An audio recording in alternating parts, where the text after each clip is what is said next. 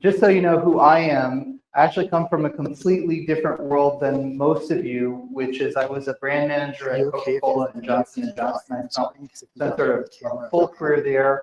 I published a couple of books. I ended up writing for Forbes. And for reasons that are not important to know now, I wrote an article about public libraries in 2012 that had about 500,000 online views and pulled me into the library world. And what I realized when I was in the library world is there was a lot of things in restaurant and retail land that I had spent decades working on that weren't being used the same way in public libraries. We knew a lot, and we had researched a lot and spent millions of dollars understanding why people grab something when they're in the supermarket, why the milk is in the back of the supermarket, how people move through spaces, why they choose to engage with something or not engage with something. And a lot of those lessons weren't really being implemented in public libraries. So now, 10 years later, I have audited, worked on the space of 91 libraries in 22 states. Last year, I was in both Florida and Tampa and Anchorage, auditing libraries. This is just work that I personally did between 2022 and 2024.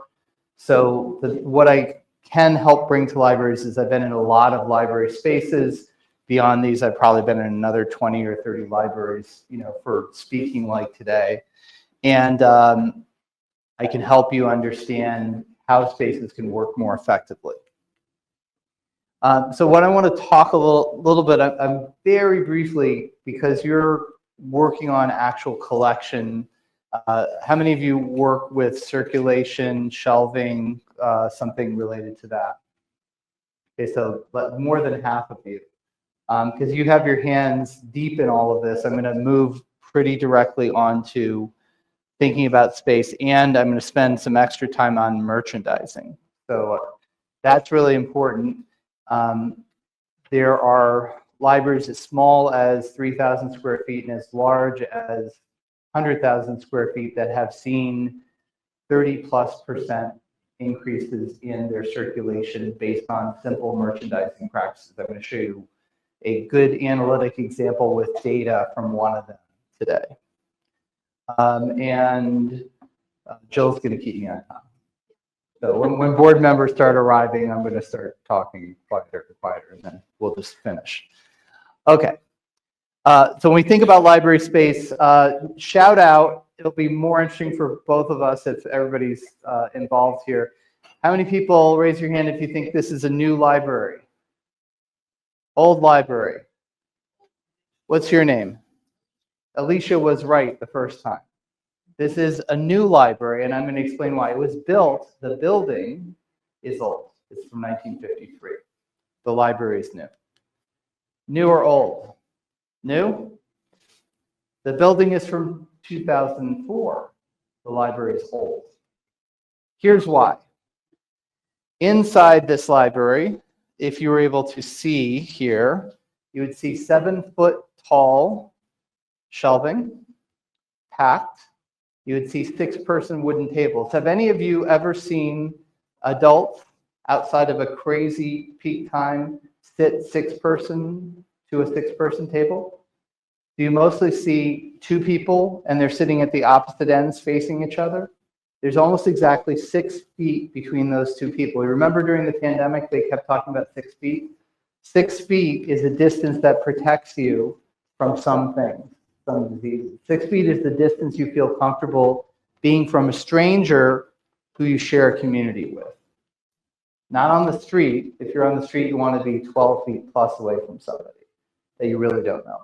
But 6 feet is that distance. People intuitively do that. There's a reason. They're not being foolish. There's a reason to do that. This library, on the other hand, has had continual improvements. The director here, Radwa Ali, young, energetic, intelligent, got a great board. They've continually invested in that space. I did an audit there in 2017. Takes me about 2 months to get the report back. I give this woman a 120-page report. I come back 6 weeks later to present to the board. I walk into the space. I do not recognize anything. She has already implemented more than half of the recommendations. They're furniture-based, right? Because it's a smaller library. It's only 13,000 square feet, but it's dynamic. The library is not the building. The library is the people, it's the collections, it's a space, it's a series of environments that you create. The environment is people, it's collection, it's your interaction with the public. All of those things together. So while, yes, the first building, this building is old, and that building is new, this is the older library, and the other one is the newer library. The other thing to think about is, what is the value of things that don't circulate? Now, in Pueblo, you have archival responsibility for important historical local collections, and those are relevant, and I'm not talking about that. But things that are not archival, things that are part of your circulating collection, do they have value if they don't circulate? The answer is maybe, right? So if they add the breadth that you need to make sure that every single person who comes into your library has something relevant to them available all the time, then yes, they can be important still. But if they never circulate and they're only adding depth to collections that you already have, then maybe not.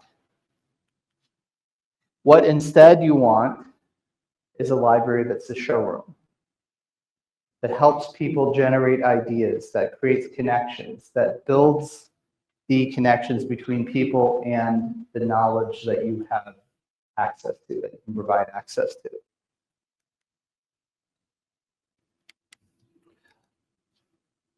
One of the things we know for sure is that the pressure on libraries to have broader collections is greater than ever before. Whether this is making sure that people with different kinds of disabilities and challenges have materials available to them in a format that they can engage with, meaning not every person who is blind or sight impaired can read Braille. So having streaming audiobooks is extremely important. But then also making sure that, like, I worked on a project in Stamford, Connecticut for the Ferguson Public Libraries. That community is 53% people who were born in other countries. It's very economically successful, so it's been a good story. But they need to have books in 27 different languages. That puts a lot of pressure on your collection, right? At the same time, space is an issue too. Oops, sorry, I'm going the wrong way. So we think about spaces, and we know that I live in a community. I sat with the library board as the liaison, as an elected trustee for 3-4 years. And I always had this conversation with the children's librarian, which is, she said, and she was right, if you gave me twice as many items in my collection as I have today, I could circulate every one at twice the rate that anybody in the rest of the library could circulate their collection. And she was right.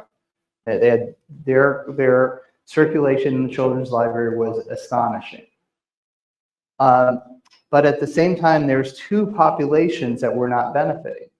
One of them is our village has the school system does a really good job with special needs students, and there's a very large population of people move to our town to be able to send their kids to a school that can handle them well. And so we have a lot of people who may come into the children's room, and they may be older than the age of anyone else in the children's room, but that is still right for them in terms of the resources that are there. But if there's not a space where they can be calm, where they can have less sensory input, then that'll be a problem. That's a space need, right? There's another community that lives, even though I live in a fairly wealthy town, not the wealthiest by far, we're next to Chappaqua where the Clintons are, and next to Scarsdale where every other expensive house that somebody who works for Goldman Sachs is. It's still an expensive community, but there's an immigrant neighborhood there. Typically, there may be children who are U.S. citizens. I realize this is a sensitive area this week in particular, but there are parents who are legal residents, but there may be an aunt and uncle, a relative, or somebody who's not documented. For that reason, all of those people, that whole family, are going to be less comfortable in any public service, including the public library, right? And if we don't have the right spaces for them to learn how to reduce their accents, engage with programming, all of those things, the library will not be as effective. So sometimes it's about the space too. Now, I presented you with an unsolvable dilemma, right? More collections and more space. So what do you want? Just a bigger library. You can't do that in very many places. You're lucky, those of you who work in this building are quite lucky because it's quite a large library. But in most of the places in the country and most of the branches here, you are all space constrained. So what you do instead is to realize that there is strength in numbers, and that the fact that you have a system, a branch system, allows you to carry the load for each other. And then instead of having a narrow and deep collection, what you actually want to have is a broad and shallow collection. Tell me who waits the longest in your branch to read something specific. Who can tell me who the type of person in your branch who waits the longest to read something specific is? Yes? Somebody, my guess is somebody. Sorry, you're going to have to say them too. Oh, I can talk loud enough about that. No, you can't because they're recording. Oh, we're recording. Okay. Oh, too much technology. Fix it. There we go. So I was going to say, individuals who are interested in like the newest bestseller in any Exactly. format. That's exactly the right answer. How long did they wait? It depends. So for example, I do all the digital resource curation. So we recently, everybody knows Onyx Storm just dropped. That was a big deal this week in the library world. And I was fortunate that because of our vendors and the digital aspects that we have, we're able to buy sort of things differently than the physical collection development. But like at one point we had 72 holds on one title. Right. Yeah, so people are going to wait weeks, if not months. And we've trained them to do that. And are those your least interested readers? No, those are the most interested readers. You've already created the permission structure that you need to make this work, which is people understand that when they come into the library, they will find something of interest to them. But if it's something specific they're looking for, whether that be a bestseller or the Booker long list item that 3 book clubs in their neighborhood are reading at the same time, that they're going to have to wait for, right? And because of that, you can work on a collection that is shallow and wide. You can use your branch system or a consortium to fill that in, and then you can use interlibrary loan to get everything else. So when you think about this, it will tend to work itself out. Meaning you may say the thing you may be worried about is, well, what happens if, nobody collects one area and then we're just dry? And the reality is that there is always going to be a need. I worked with the library in New Jersey that had a factory for a Korean auto manufacturer there. And so they had a population that would turn over about every 3 years of Korean employees and their children, very academically oriented, high achieving, who would be in that library. And for that reason, they needed a very deep collection of Korean language material. And then they ended up, for virtually the entire state, they end up being the repository. So it's naturally going to happen that there will be centers of expertise in different places based on their own individual communities and how you're developing the collection for those communities. And you can also just say when you're going to order something for a branch, look and see what the other branches have and be intelligent about where you add to the collection. But the idea, again, is really to have something for everybody, but not everything for everybody. Okay, I'm going to blow through this next bit a little bit quick because I want to get to the hands-on part for you that's relevant for you. But I want to explain to you how I get the insights about what to do with collections and how to merchandise them, and how we look at planning space. And it really has to do with thinking about people and their needs. Planning is not a 10-year or 20-year or 50-year cycle. I've worked on 4 Carnegie libraries, and those are buildings that are approaching 130 years old, and they will probably survive for another 100 years. I've worked on buildings that were built in the 70s that will be lucky if they make it into the next decade. So the lifespan of a building may be 50 to 250 years. And every 20 years or so, sometimes more often, you're going to have to do a real serious renovation. But if you don't reconsider the needs of your patrons every 2 to 5 years and reorganize your space, you will not be ready for the bigger life events in the life of the building. And you start out by learning what people are literally you should be serving, not just the ones in your building, and how their needs have changed. Does anybody, what's your name, ma'am? Michaela? Michaela, do you remember anything happening in your life, say, 4 years and 10 months and 2 days ago? No, not at all. Anybody else remember? Yes, what was that? COVID, right? There was a pandemic, right? And somewhere around March 13th of 2020, we all stopped going outside for a while, right? And some things changed during that time. One of the things that may have changed for some of you is you learned how to awkwardly interact with other people on video, right? Now, I was doing video conferences back in the 1990s. I worked, when I was in Johnson & Johnson, I was working on a project to develop a product for women's healthcare, and we were working with a factory in Cologne, Austria. And I was lucky enough during that time to be on both sides of the video call, but the equipment cost $200,000 to finish up. And the fact that now you can do the same thing off of your phone, right? Somebody once told me that if you went back we went back 30 years, and we had to tell somebody in 1995 what the most important change in technology has been in this whole time, it would be that we now all hold in our pockets the device has access to all the world's information, and we use it to watch videos of cats and get in arguments with strangers. So when we think about how technology has changed, one of the things that's changed for all of us is that our needs have changed in the way that people may need the libraries change. A lot of corporations stopped requiring people to come to work every day, right?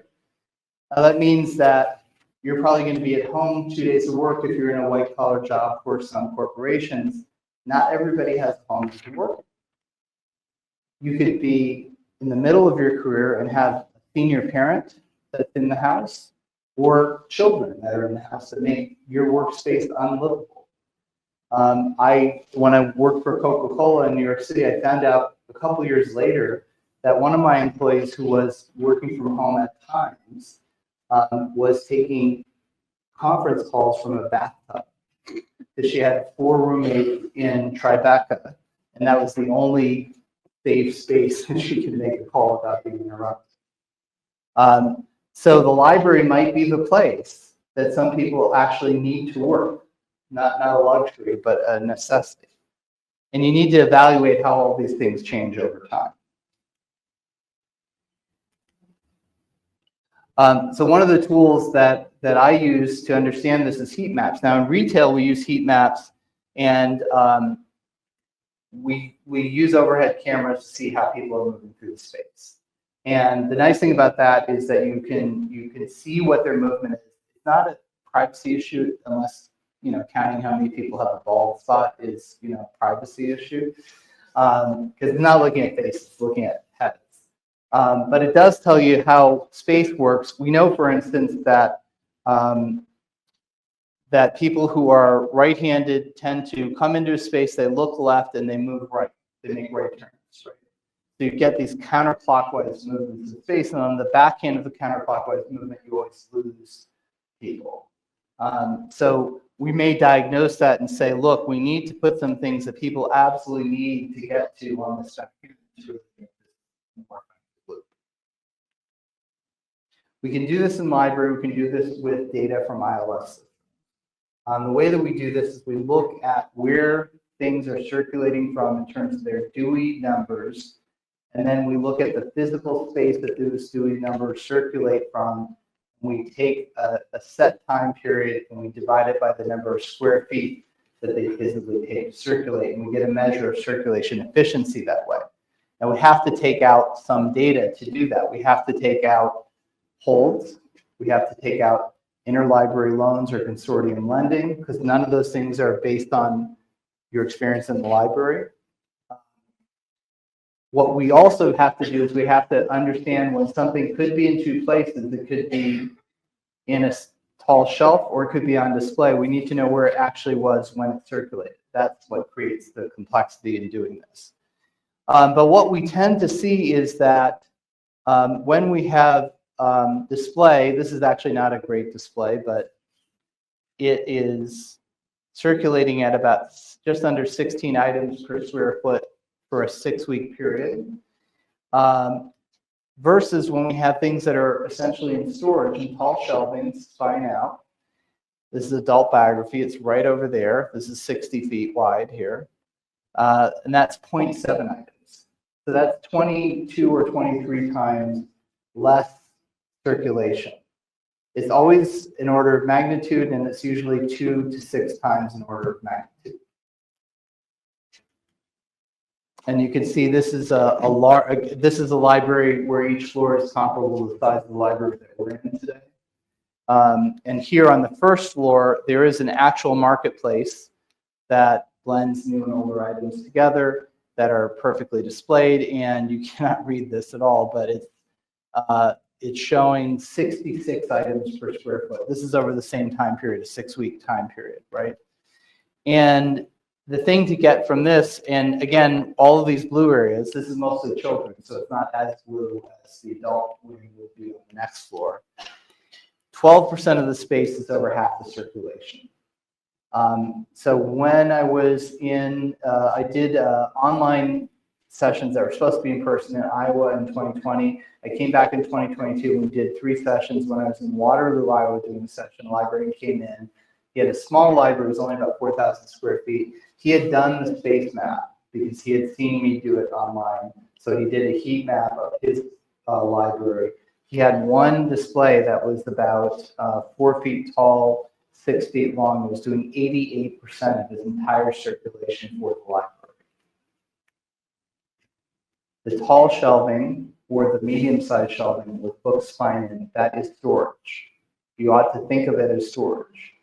You're being incredibly nice when you don't put anything on the top or the bottom shelf, but if there's 6 shelves and you're not using 2 of them, you have a third more storage than you need. And all that space could be used for other things. Now you may say, hey, we're shelvers, right? How many of you shelve things? And it's really not that comfortable to get to the bottom shelf and I can't reach the top shelf. The good news is I worked in a warehouse. I can tell you for sure that we have ways of helping you. There are kneeling stools, there are step towers, there's all kinds of ways to get to the top and the bottom shelf if you're a trained employee. What about the public? We have this vision that the public is coming in, they're wearing long white dresses, they're breezing through the library, they're spending an hour and a half just enjoying the facts, taking in the aroma of all the collection. They'll have a long, extended conversation with the staff of librarians, and then they leave with 20 items. The reality is most of these interactions are actually much shorter and they're self-guided, right? And they have to do with things that are face out. And in fact, in this last library that I just showed you here, I said this is 60 square feet, 60 linear feet, right? We found that for any given shelf, so for the bottom shelf or the top shelf, Okay. For any given shelf, it was only one person per week that was trying to get something off of that shelf. So literally, if you weren't putting something on the bottom and the top shelves, you were helping 2 people a week in a 60-foot long shelf. Much easier to put good signage up there and say, we'll help you get something if you need help.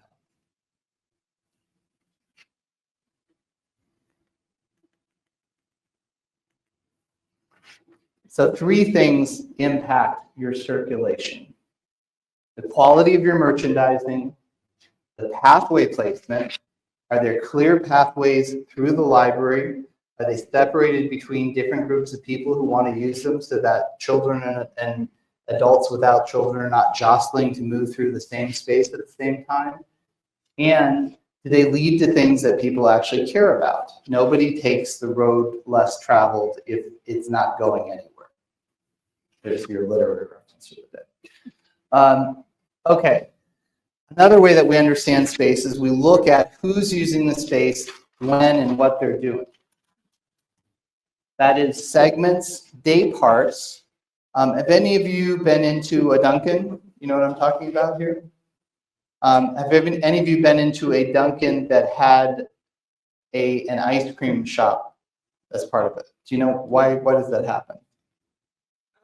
Here, you can speak into that. Oh, okay. I'm not sure why. I just liked it because, well, I like ice cream and coffee. So I don't really know why. Sorry. Yeah. Well, the reason is actually really simple. Coffee consumption is very high in the morning and it declines throughout the day. Not your personal coffee consumption. I know that you drink all the way through the day, but for most people, more in the morning, less in the afternoon. Ice cream consumption is the opposite, except for my 90-year-old mother who starts. But for most of us, it's later in the day. The people who are paying rent, especially in the East Coast where a lot of Dunkins are, it's a lot of rent, right? It's very expensive. To keep their shop afloat, they put 2 things together, one which does really well in the morning, one which does really well in the afternoon. Why does this matter to you? If you have a children's room and you have a place for small children that is active, that has things that you can grab and touch and hang on to, but those things are not of interest to 8, 9, 10, 11-year-olds, then that space is likely going to sit empty in the afternoon. If in that same space you have tables, and those tables can only be at the level where 8, 9, 10-year-olds can sit at them, then that space is going to be empty in the morning. And I can guarantee you that you're going to have some children in the morning who are actually going to want to just sit and read, sit with a caregiver, watch while their East European nanny is on TikTok and they're reading books, but they're going to want to focus.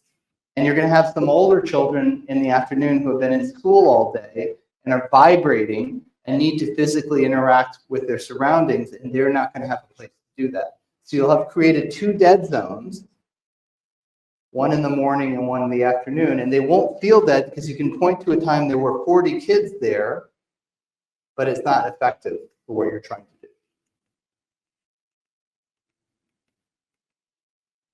Okay, now to the part that you care about. How do you actually merchandise? And what we're going to do is I'm going to show you a little bit at retail, and we're going to simplify it because there's some very easy ways that are going to be easy for you to remember that you must do every single time. And if you don't believe me, you can test it, and then once I'm proven right, you will do it. I feel very confident because we've tested this in a lot of libraries.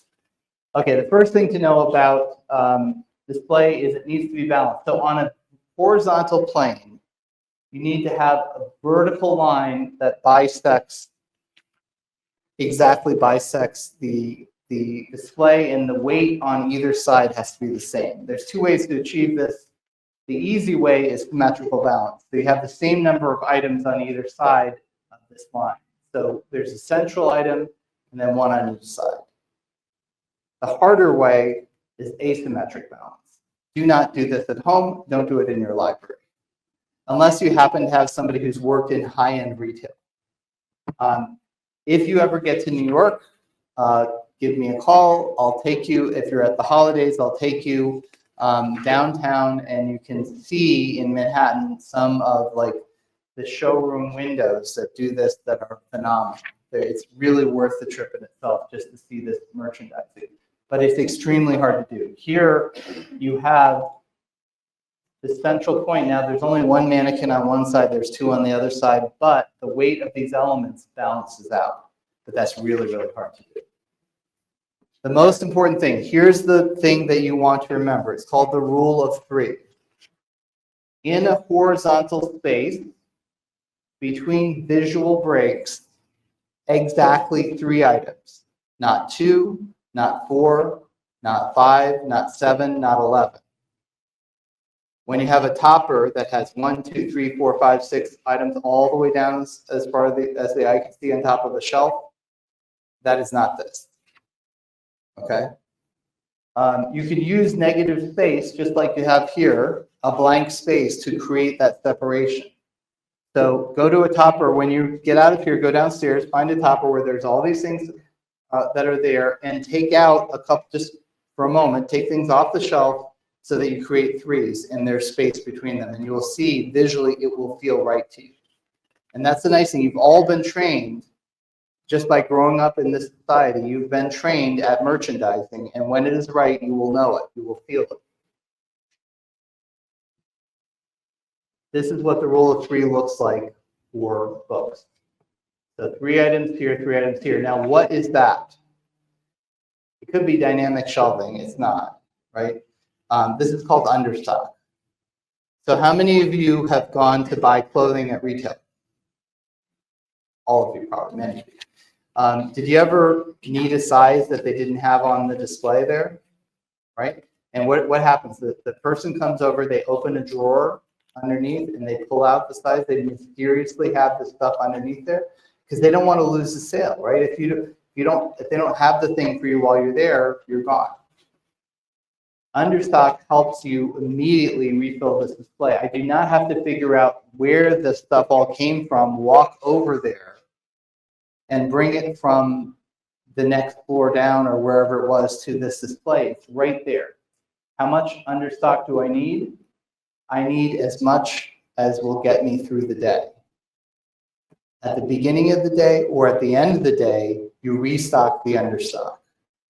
It changes the pattern of your work, just to be clear, right? You're not going to spend as much time going back and forth to the stacks. You're going to spend more time going from the stacks or the returns to the understock. During the day, this is the part you're going to like, right? During the day, the way that the understock gets filled is not just all of you, it's everyone who works in the library. And if they don't do this, it won't work. I'll tell you why. I'm going to skip forward and I'll skip back. Oh, no, I don't like the picture. Okay. See this picture? Does this look like perfect merchandising? Well, it should look mostly like perfect merchandising. It is, except for one shelf. Does anybody see the shelf? Right there. So we did a staff development day in La Crosse, Wisconsin. And I took this picture 60 seconds after they finished merchandising the shelf. A patron had snuck in and already took a book away. Right there. That's how quick stuff moves. I went down to your first floor here. Look at how many easels don't have something on them right now. It's a lot. There's no understock, right? So to restock that area, somebody has to figure out where those items are and bring them physically there. If you don't have to figure it out, all I have to do to restock that is to say, I'm going to grab any book from there. I can close my eyes and do it and put it there. Anybody can do it. That's the point of understock. Okay, wait, let me go back.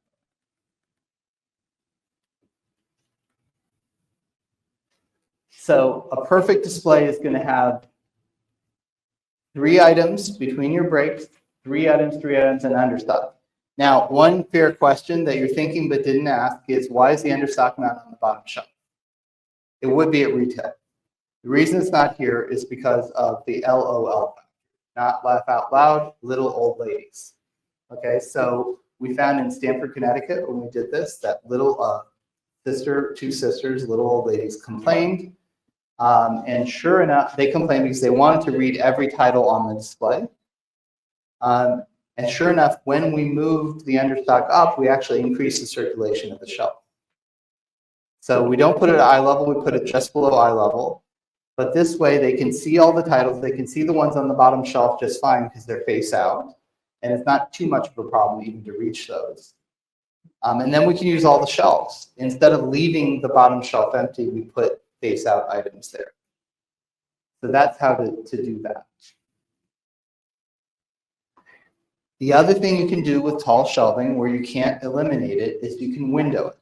So windowing is this simple. You're going to fill the top shelf and you're going to ideally fill the bottom shelf. You're going to take off all the items from one or two of the middle shelves.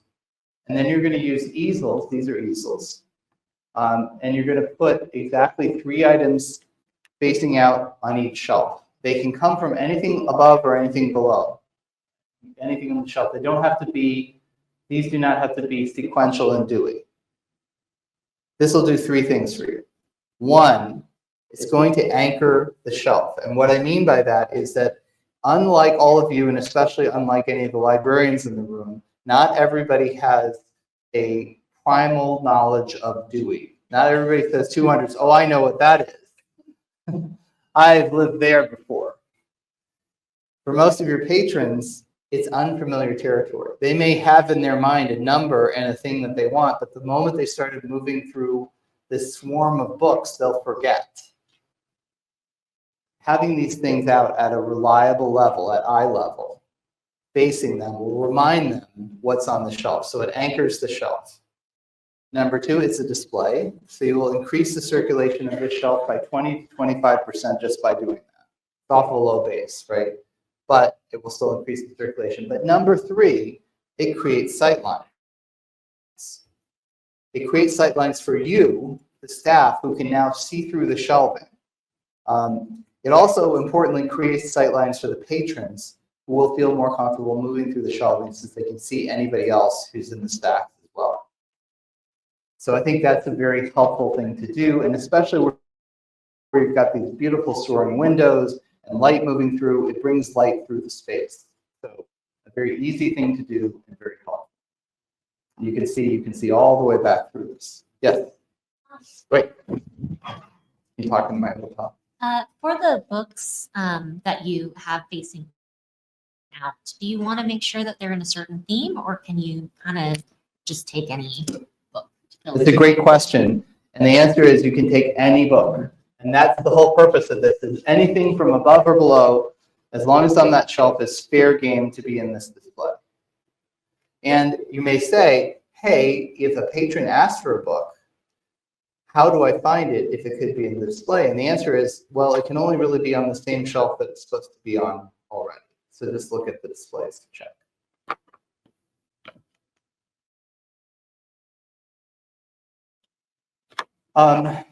I want to point out that when you do what you do downstairs in this building, which is done in many other buildings, thousands of libraries in the US, there's a fundamental error there, okay?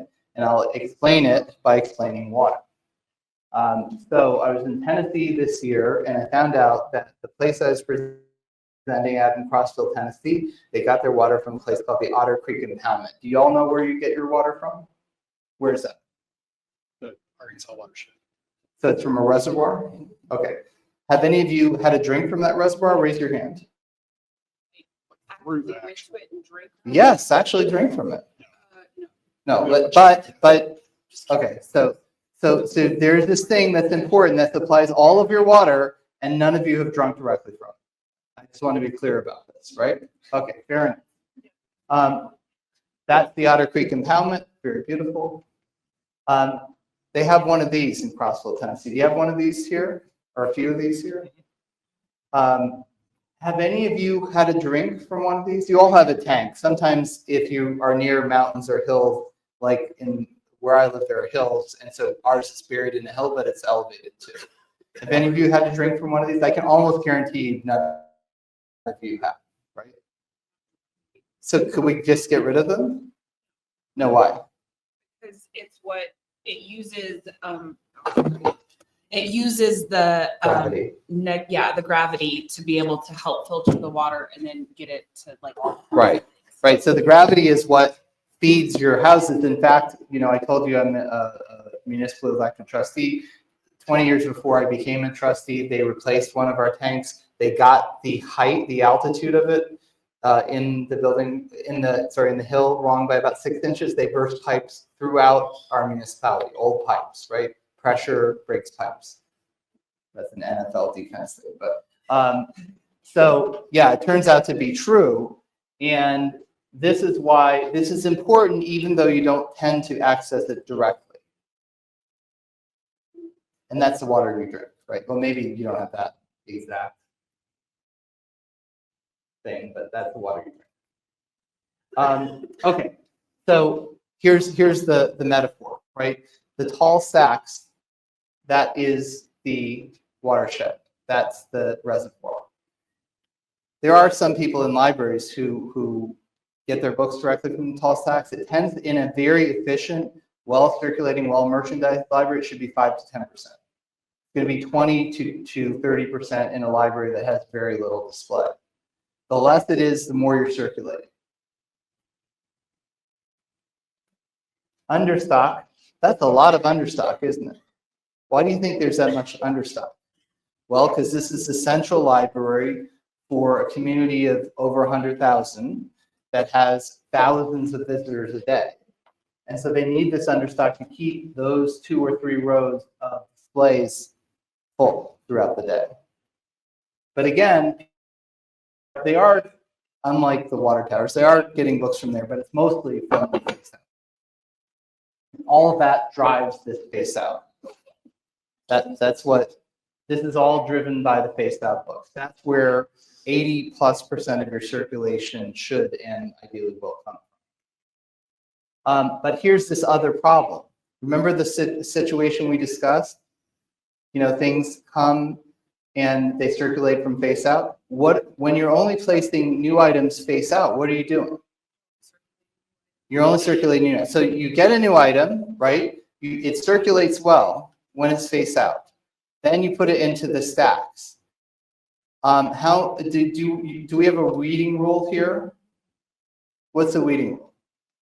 2 years. 2 years. So after 2 years, and when you weed every single year, right? And are you able to weed entirely using your weeding rule? 2 years, pretty much, right? So what is actually happening? Something comes in, it's bought by professionals with a master's degree. It circulates well, it proves their brilliance. Then it goes and it's no longer face out, it goes into the collection, then it doesn't circulate for 2 years, and then eventually it all goes, or most of it goes. It's not James Patterson or Lord of the Rings or whatever, it's eventually going to go, right? That's euthanasia. That's essentially forced euthanasia for your collection. Now, you may not believe me, but we tested this, and we went to Adams County, and we had four branches participate there, and here in Colorado, and then Elgin, Illinois. And we got a New York publisher to donate 100 copies per branch. And the first book that we put in was Michael Robotham's 4-year-old mid-list book that had never been a bestseller. He'd never had a bestseller. And it ran for 3 weeks. And then we put in James Patterson's #1 bestseller, was Patterson's publisher. There was no statistically significant difference between the circulation of those items. So just because it's older does not mean it's not interesting. It's what's on the inside that counts, which is the message for today. But it also means that if you, instead of using the library model of saying, here's a bunch of new stuff, it's fiction or it's nonfiction, have at it. And you say instead, here's a bunch of Icelandic fiction, here's a bunch of stuff on needlepoint, here's a bunch of Civil War biographies, here's a bunch of thrillers, techno thrillers, and they're a combination of new and older items. But to most people, most of it will be unfamiliar. That will circulate better, and more importantly, that is going to take away your weeding rule. And in fact, I'm going to jump right now to a case study. Whoops, right here actually.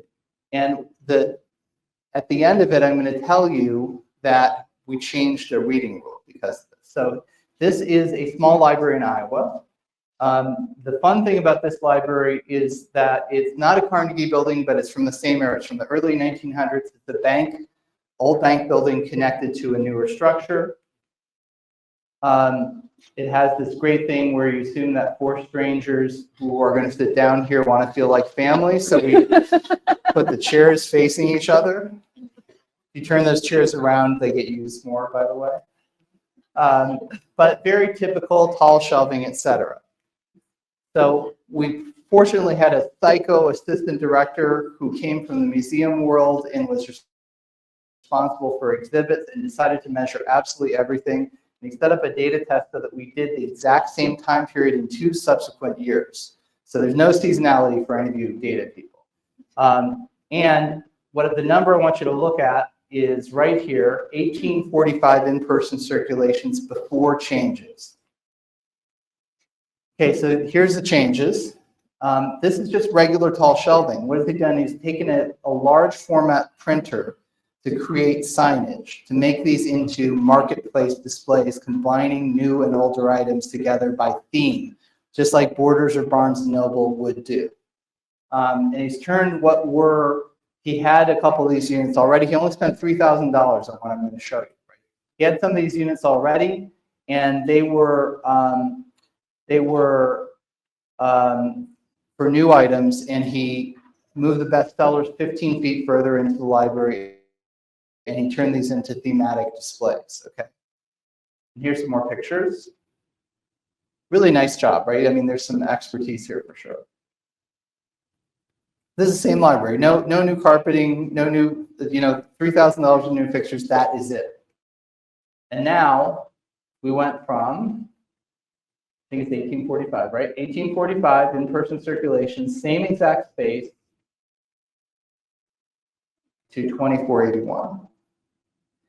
Now, the one thing I can tell you that happened after this is they also did children's and they did teen. And they were 85% up in children's. They were over 100% up in teens. So this stuff actually worked for them more. It makes sense, right? Because they're visual. But it's fact that the other thing, though, is that they weed about 800 items a year because they buy around that many every year in the adult collection. And until this year, they had used a 5-year rule to do that. And this year, they could only do 80 of their weeds using their 5-year rule. Nothing else hadn't been circulated within 5 years. So it changed the way their collection works.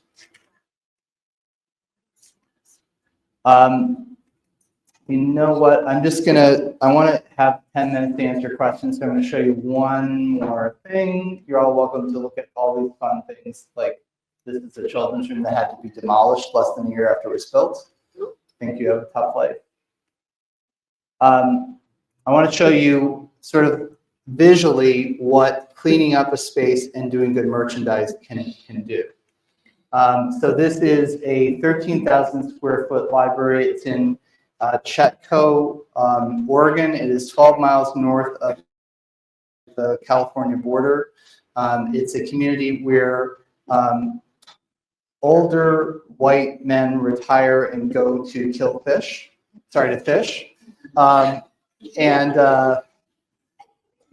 They're disconcerted to find that there's already a population of native settlers who are also white families, who have children who are lower income, who already live there, and they insist on bringing these children who make noise into the library every day. And they're not happy with this situation. And part of the problem is that we're looking at the children's room, right? So there's no sonic shielding, similar to LAM, whereas today. And so it creates lots of acoustic problems in the library. So this is before, and that is after. Right? And now we've done subtle things like we saved, this is only a $1.4 million renovation, right? So we did a lot of cheap seats to save money. So this, you may notice, is not glass all the way up to the 40-foot ceiling. We've got the masonry wall there. We framed it out, and now we just put glass where we can see light. We've replaced a very large circulation desk with a height adjustable smaller desk. There's a refuge right here. You can duck into the staff room if somebody comes in, doing whatever. And we added an interactive that attracts kids who are a little bit older, as well as younger kids. And this is not a stage photo. This is literally, shortly after. You can see the height difference in some of the patrons who are interested. This is the main part of the library. It's grandma's closet, right? You throw stuff in there and eventually there's no place for anything to go. So what do? We just simplified, right? We tried to create a pathway. You notice that there's a big window there, right? This is 100 yards from the Pacific Ocean. You can't see the ocean here, but it's close. And of course, in good library architect fashion, the architect who built this and 15 other libraries in the area had pushed shelving all the way to within 3 feet of that window. And so we took that out, we added more seating, and we had to decrease the collection size by 30%. 2/3 of that was legacy media, so it was CDs, CD audiobooks, and reducing the number of DVDs. But we increased their circulation by almost 30%, and that's after. And we've enclosed 2 areas. We've enclosed an area for seniors. We enclosed the makers. Well, we didn't. Yeah, we changed this from a shrine to CD audiobooks to a little makerspace and seed library catalog, and then we turned the DVD area into during the day it's a quiet reading space, but in the evening it becomes a bookable meeting room, so a book club. So anybody who wants to meet in not around a boardroom space can reserve that to meet it. Okay, so let me, if you've got any questions, I'm happy to answer them for 7 minutes. And if you have a question, just raise your hand. I'll bring the microphone over to you, mainly so everybody here in the room can hear, but then we're also recording this for people that weren't able to attend. So if you don't have a microphone, they can't hear you. And if he has a question on the phone, just bring it.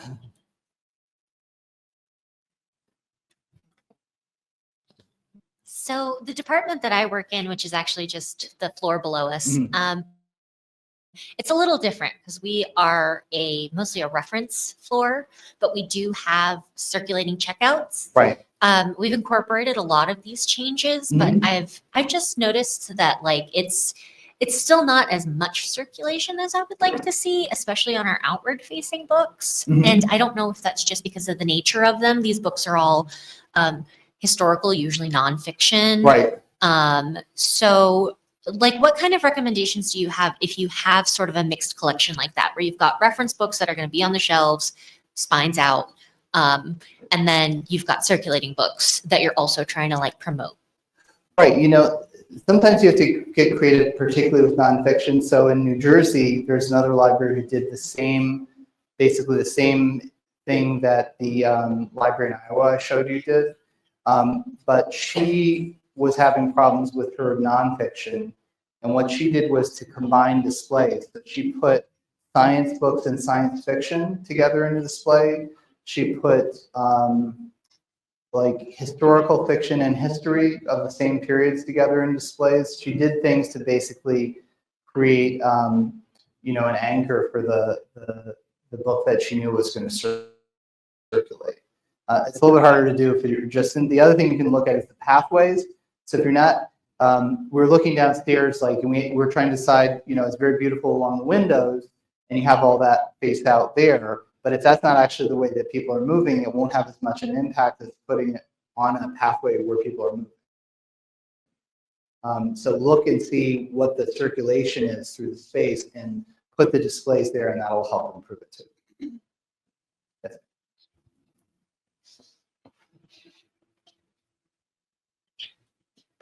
First off, sorry for the phone call. I'm person in charge today. So I have two questions for you. So I'm in charge of all the shelvers here at this building. So first question is, if we're mixing up new and old materials for our Yes. displays, we're a circulating collection. So my guys are pulling holds lists to send to 8 different libraries 2 to 3 times a day. Mhm. We have to be able to find those materials. So what is your recommendation for making sure that they have the ability to find materials if we're not keeping them in a set of locations? Yeah, well, I haven't worked in a library, so I haven't worked with ILS systems, but what I've been told, and I'm happy to connect you with someone who has better knowledge of this. So what I've been told is the key is that you have to, when you have displays, you have to create them in your system as different locations that things get checked into and checked out. And that is obviously more cumbersome, but that also lets you know where things are. That's important for the heat mapping too, because you can't know that it's circulated face out unless you know what's in the display. And I don't know if I'm going to anticipate your second question, but when you circulate new items, they go back to the display. When you circulate older items, they go back to the shelf, and you take other items to bring to that display. That's the goal.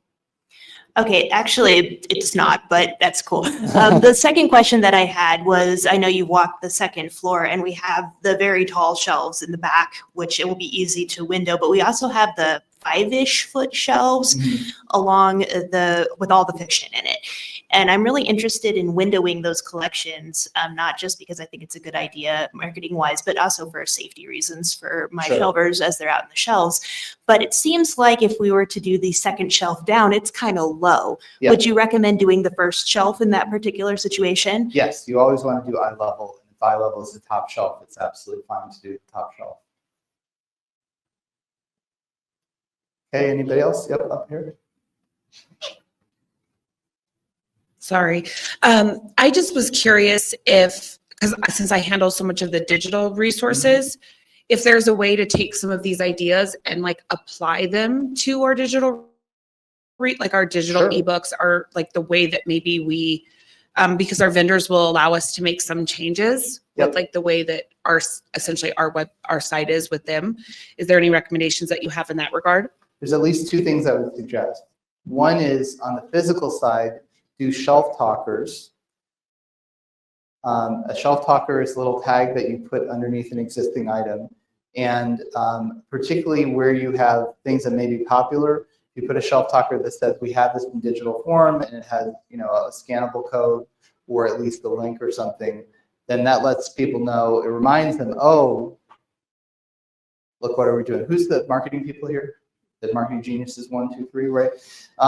So you know that cross-merchandising, cross-marketing is easier than it's way easier to take somebody who's in the library and is attending a program and get them to check out a book, or somebody who's checking out a book but hasn't used the digital collection to do that, than it is to take somebody off the street and get them into the library for the first time.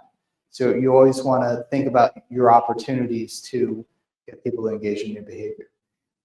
The second thing that you should consider doing is hiring a user experience person, UX person, to look at your web design, because anything that reduces the number of clicks to get to a checkout, that improves the experience. I understand you're working with a platform you don't entirely control, but there may be things that you can do, and that even if you spend, you know, $20,000 on somebody, it will probably pay off, you know, in circulation with that online resource.